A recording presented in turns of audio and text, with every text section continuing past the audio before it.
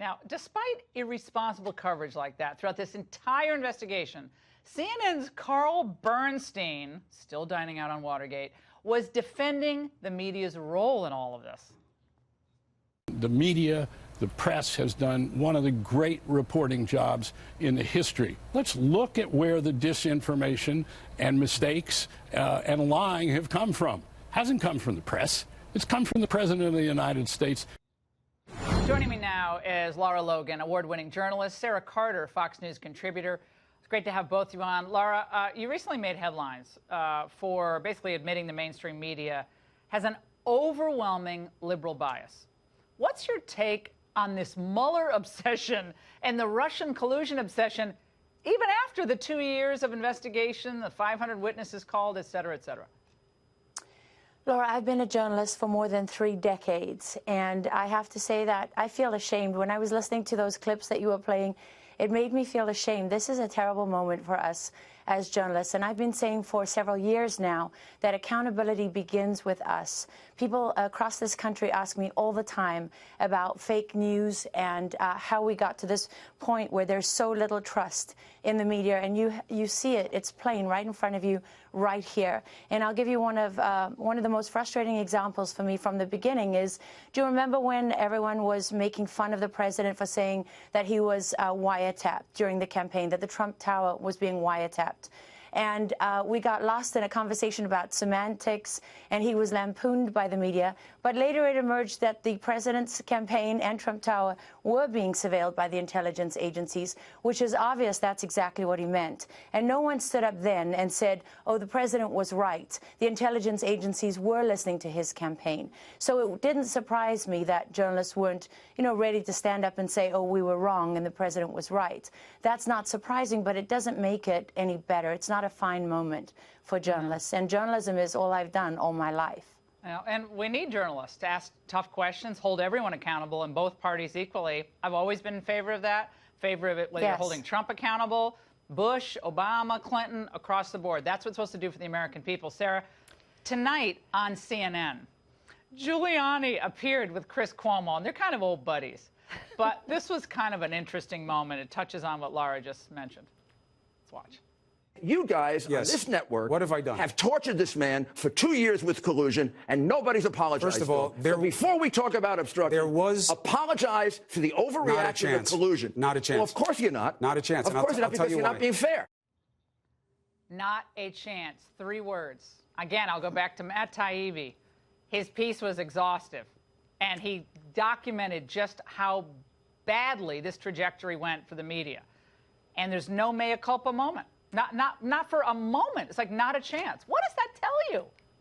I mean, it tells me that nothing's changed for now for the media, and it is very disappointing, Laura. Look, we have to just look back at the very beginning during the 2016 campaign. Look at the coverage, how they treated President Trump, how they treated the American people who supported President Trump. They talked about them as deplorables. They laughed. They said, no way is Donald Trump going to be elected as president of these United States. They didn't believe it for 1 second. There was a visceral hate all over Washington, D.C.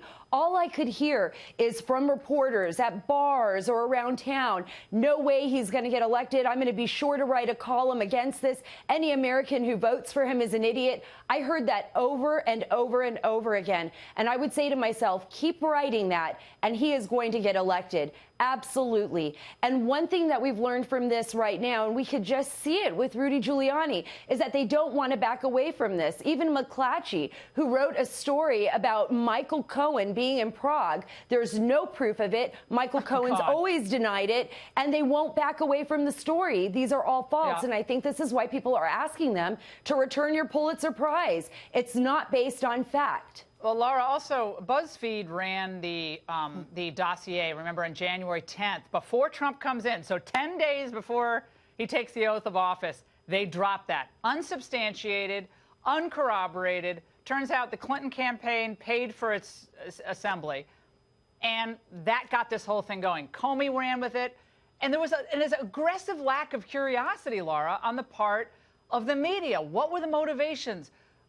Well, is this to me, really the Laura, right... as a journalist, I mean, I just think you're being kind when you say it's a lack of curiosity, because curiosity is the most fundamental quality for any real journalist. I mean, we're all nosy, right? So to me, anytime reporters are not being nosy, that's willful. And it doesn't take a genius to figure out that the first thing you got to ask about the BuzzFeed dossier, all the things we know about this dossier now. For example, that one candidate in a presidential election paid millions of dollars to American citizens to travel to Russia and meet with serving agents of Putin's FSB, his intelligence services, who gave them, you know, they gave them information, misinformation, as it turns out, about the opposition candidate in the election, which was fed to the intelligence agencies, it was fed to the Department of Justice, and it was fed to the media.